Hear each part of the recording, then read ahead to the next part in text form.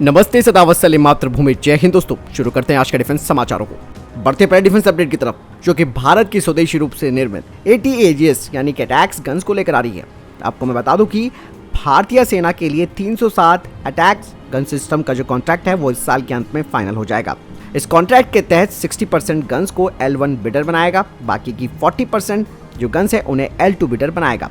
कुछ रिपोर्ट्स इस बात की ओर इशारा कर रही हैं कि एक बार ये कॉन्ट्रैक्ट अगर हो जाता है तो इंडियन आर्मी को 75 यानी कि 75 गन हर साल दी जाएंगी, ताकि हर साल भारतीय सेना में 4 अटैक्स गन रेजिमेंट्स बन सकें। भारत फोर्स ने तो ये भी दावा कर दिया है कि अगर उन्हें 1500 गन्स का ऑर्डर मिलता है तो वो हर एक दिन में एक ATAGS को तैयार करेगी। बढ़ते हैं नेक्स्ट अपडेट की तरफ, जो कि पर्ले मिसाइल को लेकर आ रही है।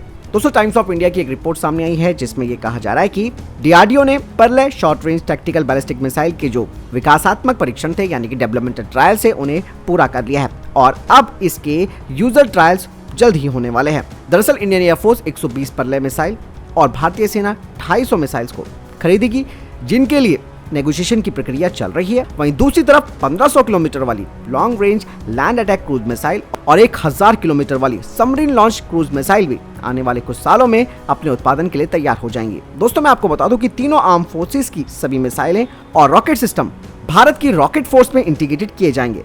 वहीं दूसरी तरफ जो स्ट्रैटेजिक फोर्सेस कमांड है उनके हाथों में न्यूक्लियर कैपेबल वाली मिसाइलें और न्यूक्लियर पावर सबमरीन का इंचार्ज रहेगा। बढ़ते नेक्स्ट अपडेट की तरफ। दोस्तों, कुछ खबरें सामने आई हैं जिसमें यह कहा जा रहा है कि रक्षा मंत्रालय F414 इंजन के लिए लोकल असेंबली फैसिलिटी को तैयार करेगा, जहां पर इस इंजन के जो मुख्य की पार्ट्स हैं उन्हें बनाया जाएगा ताकि प्रोडक्शन सिस्टम स्थिर रहे।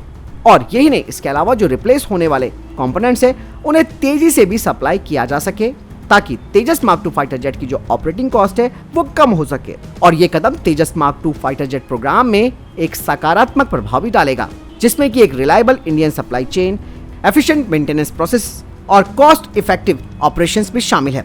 लेकिन फिलहाल तो अभी अमेरिका की firm general electric Biden administration से फाइनल अप्रूवल का इंतजार कर रही है। हो सकता है कि जब प्रधानमंत्री नरेंद्र मोदी अमेरिका जाएंगे तो ये डील साइन हो जाएगी। चलिए बढ़ते नेक्स्ट अपडेट की तरफ। दोस्तों, पिछले साल साफरान हेलीकॉप्टर इंजन्स और HAL ने एक जॉइंट वेंचर बनाया था और अब खबरें आ रही हैं कि ये जॉइंट वेंचर यानी कि HAL और साफरान का वो एक नया इंजन तैयार करेगी Indian multi role helicopter programme के लिए। साफरान हेलीकॉप्टर इंजन्स और HAL ने वर्क शेयर एग्रीमेंट को भी शेयर किया है ताकि इस नए इंजन का विकास किया जा सके और इसमें HAL इस इंजन का डिजाइन, डेवलपमेंट और कोर इंजन कंपोनेंट्स को तैयार करेगा। साथ ही साथ HAL को इस इंजन की ट्रांसफर ऑफ टेक्नोलॉजी भी मिलेगी और इस नए इंजन का जो कोर सेक्शन है वो एंडो 1 के इंजन पर आधारित है, जो कि 2500 से 3000 शाफ्ट हॉर्स पावर को डिलीवर कर सकता है। बढ़ते नेक्स्ट डिफेंस अपडेट की तरफ, जो कि भारत चाइना को लेकर आ रही है। दोस्तों, कुछ खबरें सामने आई हैं जिसमें कहा जा रहा है कि भारत और चाइना ने LAC पर चल रहे गतिरोध को हल करने के तरीकों पर चर्चा की है और एक नियमित बैठक भी की है।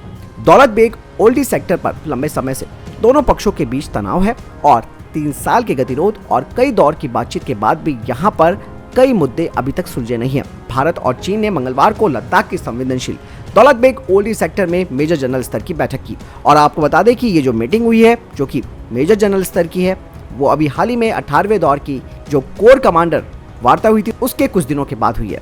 केवल दोस्तों ये चर्चाएं चलती रहेंगी, समाधान तो शायद ही निकलेगा क्योंकि 3 साल से अधिक समय हो चुका है। ऐसे में दोस्तों ये मीटिंगों का दौर जिंदगी भर चलता रहेगा। बढ़ते नेक्स्ट अपडेट की तरफ। दोस्तों, भारतीय नौसेना का पेट्रोल वेसल INS बत्तीमाल आधिकारिक दौरे पर श्रीलंका के त्रिंकोमाली बंदरगाह पर पहुंचा है। श्रीलंका की नौसेना की तरफ से कहा जा रहा है कि भारतीय नौसेना का बत्तीमालम 2 दिवसीय दौरे पर श्रीलंका आया हुआ है, जिसका उद्देश्य दोनों देशों की नौसेनाओं के बीच सहयोग और सद्भावना को बढ़ावा देना है। दरअसल दोस्तों, ये जो त्रिंकोमाली है वो पहले लिबरेशन टाइगर्स ऑफ तमिल यानी कि लिट्टे का गढ़ था। बढ़ते नेक्स्ट अपडेट की तरफ। दोस्तों, जम्मू प्रांत में लगातार आतंकी हमले हो रहे हैं। ऐसे में भारत सरकार ने पहले फैसला ये लिया था कि चरणबद्ध तरीके से यहाँ से सेना को हटाया जाएगा, लेकिन इन आतंकी हमलों को देखते हुए भारत सरकार ने ये योजना स्थगित कर दी है। दरअसल जम्मू प्रांत के इलाकों में आतंकवादियों के द्वारा हाल ही में कुल 17 लोगों की हत्याएं हुई हैं, जिसमें कि 10 सैन्यकर्मी भी शामिल हैं। इस साल 1 जनवरी को राजौरी के धंगरी गांव में 7 नागरिकों की मौत हो गई थी और उनमें से 1 जनवरी की शाम को आतंकवादी गोलीबारी में 5 नागरिक मारे गए थे और अभी हाल ही में 5 मई को राजौरी के कंडी जंगल में एक आईडी विस्फोट में 5 पैरा कमांडो बलिदान हो गए। बढ़ते हैं नेक्स्ट अपडेट की तरफ। दोस्तों, जनरल मनोज पांडे ने इजिप्टियन आर्म फोर्स के chief of defence staff lieutenant general Osama Ahmed Shordi Abdullah Askar के साथ मुलाकात और बातचीत की है और इस दौरान द्विपक्षीय रक्षा सहयोग को मजबूत करने के तरीकों पर चर्चा की गई। बातचीत के दौरान मिस्र में भारतीय सैनिकों की सेवा और बलिदान को याद करने के लिए एक पुस्तक इंडियन आर्मी इन इजिप्ट का भी विमोचन किया गया। जनरल मनोज पांडे ने अपने समकक्ष के साथ आपसी हितों को लेकर चर्चा की। इस दौरान जनरल मनोज पांडे ने मिस्र के नासर शहर में द अननोन सोल्जर के स्मारक और स्वर्गीय राष्ट्रपति मोहम्मद अनवर अल सादत के मकबरे पर माल्यार्पण भी किया। चलिए बढ़ते हैं नेक्स्ट अपडेट की तरफ। दोस्तों, ऑस्ट्रेलिया के प्रधानमंत्री एंथनी अल्बनीज ने ऐलान किया है कि अगले हफ्ते होने वाली क्वाड की बैठक फिलहाल टाली जा रही है। कहा जा रहा है कि ऑस्ट्रेलिया की ओर से ये फैसला अमेरिकी राष्ट्रपति जो बाइडेन के बैठक में शामिल ना हो पाने की वजह से किया गया है। बाइडेन इस वक्त अमेरिका में कर्ज की वजह से पैदा हुए आर्थिक संकट के मुद्दे को सुलझाने में जुटे हैं। ऐसे में उन्होंने अपने अगले हफ्ते के इस दौरे को टाल दिया है। ऑस्ट्रेलिया की सिडनी में क्वाड की बैठक 24 मई को होनी थी। वहीं दूसरी तरफ दोस्तों, क्वाड शिखर रद्द होने के बावजूद भी भारतीय प्रधानमंत्री ऑस्ट्रेलिया जाएंगे। इस बारे में खुद ऑस्ट्रेलिया के प्रधानमंत्री ने जानकारी दी। उन्होंने कहा कि क्वाड के स्थगित होने के बावजूद उनके भारतीय समकक्ष नरेंद्र मोदी सिडनी का दौरा करेंगे। बढ़ते नेक्स्ट अपडेट की तरफ, कि रूस और यूक्रेन युद्ध को लेकर आ रही है। दरअसल दोस्तों, यूक्रेन की तरफ से इस्तेमाल की जाने वाली अमेरिकी निर्मित पैट्रियट मिसाइल रक्षा प्रणाली को रूसी हमले का सामना करना पड़ा और इससे भारी नुकसान हुआ है। हाल ही में यूक्रेन की तरफ से दावा भी किया गया कि अमेरिकी पैट्रियट मिसाइल रक्षा प्रणाली ने रशिया की हाइपरसोनिक मिसाइलों को तबाह कर दिया, जिससे कि रशिया बौखलाया हुआ है। इसीलिए वो लगातार यूक्रेन के डिफेंस सिस्टम को नुकसान पहुंचा रहा है। अमेरिका का ये जो पैट्रियट डिफेंस सिस्टम है, उसे अमेरिका का एक बेहतर एयर डिफेंस सिस्टम माना जाता है, जो कि विमान, क्रूज मिसाइलें और बैलिस्टिक मिसाइलों को खत्म कर सकता है। और अमेरिकी निर्मित इस सिस्टम ने रशिया की हाइपरसोनिक मिसाइल किंजल को भी नष्ट कर दिया है।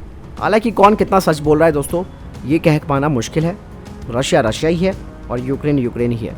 ये नहीं दोस्तों, खबरें तो ये भी आ रही है कि यूक्रेन बार बार जो कह रहा है कि उसने रशिया की हाइपरसोनिक जो मिसाइल है किंजल, उसे मार गिराया है। ऐसे में रशिया ने भी दावा कर दिया है कि उनकी किंजल मिसाइल के जरिए ही अमेरिकी पैट्रियट मिसाइल डिफेंस सिस्टम नष्ट हो गया है। रशिया खुद दावा करता है कि किंजल हाइपरसोनिक मिसाइल को किसी भी एयर डिफेंस के जरिए नष्ट नहीं किया जा सकता। यह मिसाइल 2000 किलोमीटर तक जा सकती है।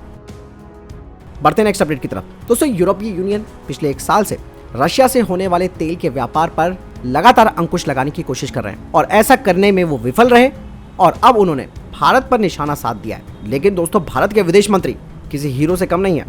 साफ तौर पर एस जयशंकर ने बयान देकर उनकी बोलती बंद कर दी है। आपको बता दें कि यूरोपीय यूनियन के जो सर्वोच्च प्रतिनिधि हैं, जोसेफ बोरेल, उन्होंने कहा था कि जो भारतीय रिफाइनरीज रूस से आने वाले कच्चे तेल को प्रोसेस करके यूरोप को बेच रही हैं, उन पर कार्रवाई की जानी चाहिए। ऐसे में विदेश मंत्री एस जयशंकर ने अपने अंदाज में यूरोपीय यूनियन को नियमों की याद दिलाई और बोरेल को चुप करा दिया। एस जयशंकर ने यूरोपीय यूनियन काउंसिल के नियम, खासतौर पर 833/2014 की याद दिलाई। इस नियम के तहत ये साफ है कि रूस से आने वाला कच्चा तेल अगर किसी तीसरे देश में प्रोसेस से गुजरता है तो फिर उसे रूसी तेल नहीं समझा जाएगा। एस जयशंकर ने कहा कि मुझे आपके सवाल का कोई आधार नजर नहीं आता, क्योंकि मुझे जहां तक परिषद के नियमों की समझ है, उसके मुताबिक अगर रूस का कच्चा तेल किसी तीसरे देश में बदला जाता है या तब्दील किया जाता है तो वो फिर रूसी तेल नहीं होगा। चलिए बढ़ते नेक्स्ट अपडेट की तरफ। दोस्तों, इसरो ने भविष्य के नेक्स्ट जनरेशन लॉन्च व्हीकल यानी कि NGLV और अन्य लॉन्च वाहनों के लिए 100 टन लॉक्स मीथेन इंजन का विकास शुरू किया है और इसके टेक्नोलॉजी डेमोन्स्ट्रेशन का परीक्षण सफलतापूर्वक किया जा चुका है। LOX-M इंजन रीयूजेबल होगा और इसे बूस्टर और अपर स्टेज दोनों में इस्तेमाल किया जा सकता है और भविष्य के लॉन्च वाहनों में ये क्रायोजेनिक स्टेज को प्रतिस्थापित करेगा। दरअसल दोस्तों, ये जो next generation launch vehicle programme है, इसे इस उद्देश्य के साथ डिजाइन और डिप्लॉय किया जाएगा ताकि ये एक कॉस्ट इफिशिएंट और रीयूजेबल रॉकेट के तौर पर काम करे, जो कि 10 टन तक के पेलोड को जियोस्टेशनरी ट्रांसफर ऑर्बिट में ले जा सके और 20 टन के पेलोड को लो अर्थ ऑर्बिट यानी कि लियो पर पहुंचा सके। तो फिलहाल दोस्तों, ये थे अभी तक के टॉप डिफेंस और स्पेस अपडेट। वीडियो के सामने कोई प्रश्न जवाब है, आपका कोई सवाल है, कमेंट सेक्शन में लिखकर जरूर पूछ सकते हैं। मिलता हूं नए वीडियो के साथ। चैनल जरूर सब्सक्राइब कीजिएगा। जय हिंद, वंदे मातरम।